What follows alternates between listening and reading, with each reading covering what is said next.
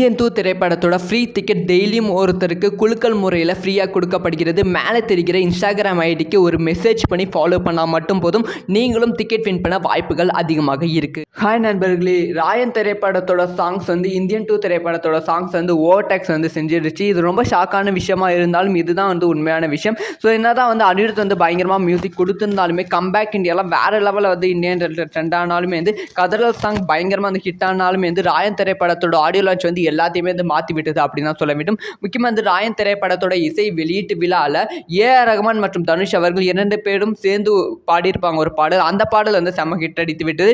இப்போ ஐ music apple music ஒரு list ready பண்ணியிருக்காங்க. கடந்த 2 நாளில் அதிகமாக கேட்கப்பட்ட ரொம்ப ஹிட்டான ஆல்பம் என்னென்ன அப்படிங்கிற ஒரு விஷயத்தை அனௌன்ஸ் பண்ணியிருக்காங்க.